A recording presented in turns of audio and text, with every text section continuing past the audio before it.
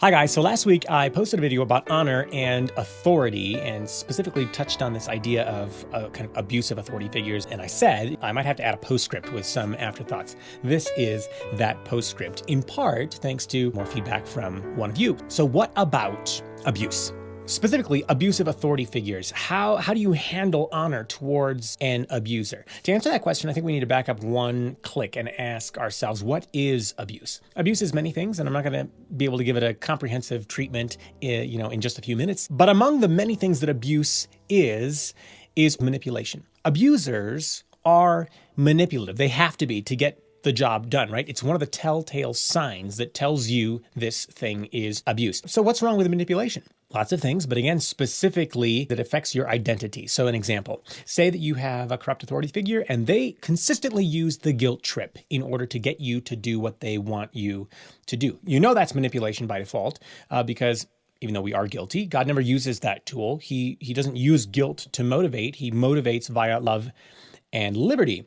But secondly, to make you feel guilty about something is by definition to hijack your sense of right and wrong, which is your conscience, with which nobody has any business messing. So how do you know something is affecting you kind of at the identity level? We don't.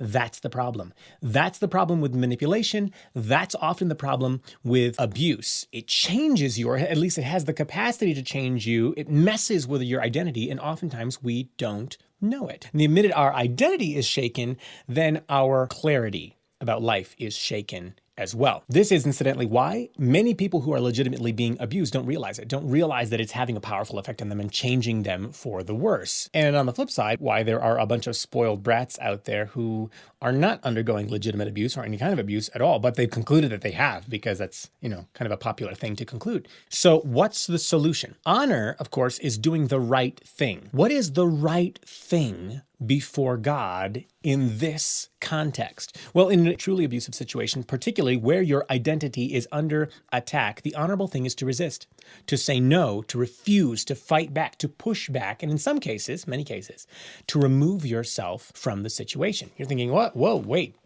That sounds very opposite to what you said last week. How is that honor? How is that honor? Well, besides the fact that manipulation blinds us, it blinds us to the truth and therefore makes it impossible for us to live out the truth. That would be strike number one. And besides the fact that manipulation, particularly from a corrupt authority figure, slowly leads us to conclude that all authority is like that, therefore lumping God into that same box, that would be strike number two.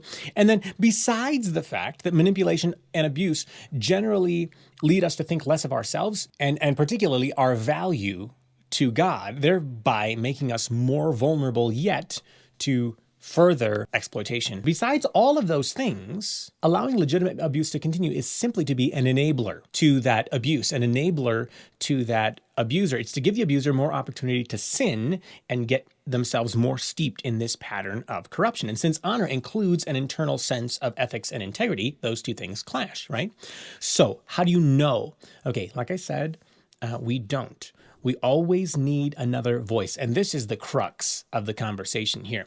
We need someone else who is more unselfish, more benevolent, more mature, and someone who doesn't have a dog in the fight. Incidentally, if you're an abused son or daughter, for example, your dad's the abuser, and you're going to your also abused mother, she's not going to be the greatest authority on the subject because her identity has been twisted a little bit too. So we need the mature, Christ-like, redeeming perspective from someone else outside of ourselves, someone who doesn't have a dog in the fight and someone who doesn't have an axe to grind, someone who is not up on a high horse to help us assess whether our lives are bearing fruit consistent with nurture or abuse. And if it's abuse, if we are being shamed or threatened or guilt-tripped into staying in a particular situation, that's exactly when honor demands that we stop enabling the sin and hold corrupt authority accountable. And what does that look like? Well, Matthew 18 gives us some answers.